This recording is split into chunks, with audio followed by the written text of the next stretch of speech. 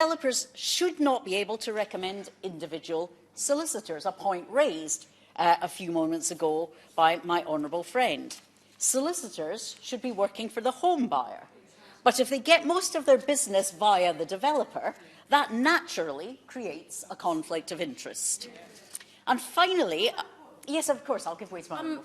On that point, does she not think that it might be an idea for the Law Society to look into the behaviour of solicitors who put themselves in that position of that serious conflict of interest, which is so detrimental to our constituents? I absolutely do, and I hope the Law Society will be taking note of that suggestion. There is strong pressure to regulate the sector in respect of property management companies, some of which are trying to do a professional job and observing their own voluntary standards in the meantime, and many are members of ARMA. But there are many others that need regulation to be required for them to perform to professional standards. Lord Best has been leading a working group developing a regulatory regime to which the Government is committed to introduce. I'm happy to give way to my honourable friend. Does my honourable friend not agree that it sounds as if there's been some serious mis-selling here, and the Minister ought to be referring this to the Financial Conduct Authority?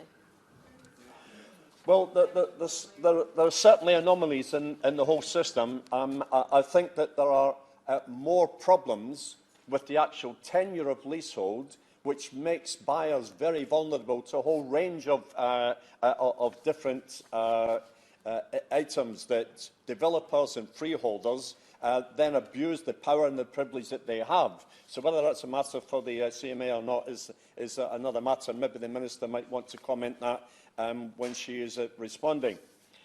The creation of a new Homes Ombudsman is welcome news for consumers, but when can we expect to see this Ombudsman in action? And precisely what powers will the Ombudsman have? The Government must press ahead with greater enthusiasm to give home buyers the sense of security they need when buying a new build home. Despite being the most expensive and important purchase that most of us will ever make, home buyers too often do not enjoy the same protections when we buy even the most basic of everyday goods and services. If somebody bought a book with missing pages, or a box of chocolates with their fillings missing, or a TV that wouldn't produce a picture, then we would simply be able to return the product for a refund or a replacement. But when it comes to a new house, consumers are left to navigate a complex and inadequate warranty system, the whims of developers and the small print of warranty providers. And this means that where problems do arise, new home buyers have to go through the toil and stress simply to get what they paid for and what they should rightfully be entitled to as consumers. And the example that the member for Hull North gave about taking 5 years to be able to get a meeting with one of these developers, if that's a member of this House, democratically elected in their constituency and of some civic standing, where surely the developers must understand the potential for the embarrassment to be held to account in this place publicly. It should not take a Member of Parliament to have to address this. It should be simple, it should be straightforward for an individual to get action from those developers, and it certainly shouldn't be taking the Honourable Lady 5 years to get an audience with these incredibly important people in the developer sector.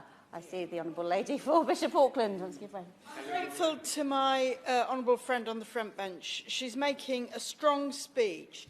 Does she not agree that the large number of cases which have been presented today and previously show that this is not accidental, this is not one or two mistakes, this is a deliberate strategy by the developers to set things up so that they have all the cards and the homeowner has no rights? I think the Honourable Lady is right, and it has been mentioned through the course of the debate, some of the very dismissive responses that we've had from some of the developers. Have you been doing this? Well, yes. Has it been at a disadvantage to leaseholders previously? Well, yes. And have you been able to do anything about it before? Oh, perhaps, but only now we're prepared to do it.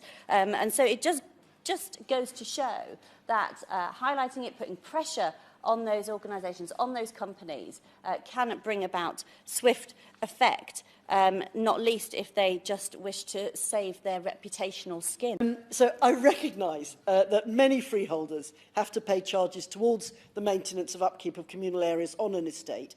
This is especially prevalent on new estates, exactly as the lady for Blaydon mentioned.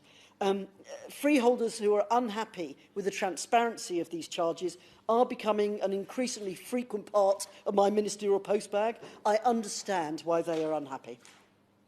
Leaseholders have a whole suite of protections and rights which enable them to hold management companies to account. Freeholders have no such equivalent, even though they may be paying for the same or similar services. The government agrees that the current situation is unfair to freeholders. We are committed to legislate to plug this gap. We set out our proposed approach to implementing these measures in Part 4 of the recent leasehold reform consultation, which closed on the 26th of November. We intend to create a new statutory regime for freeholders based on the rights enjoyed by leaseholders. This will ensure that maintenance charges must be reasonably incurred, services provided are of an acceptable standard, and includes a right to challenge the reasonableness of charges at the property tribunal.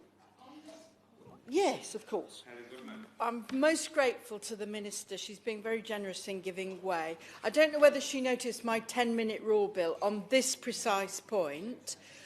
When she brings forward the legislation or the proposals on freeholders, can she consider capping the charges and making it possible for the freeholders to buy and self-manage the common areas, which, as she knows, are being sold on and on and on and on and on to a series of exploitative management agents? Well, the Honourable Lady poses a number of questions at me, which are all very interesting. I will reread Hansard after this event, and I will take on board what I can.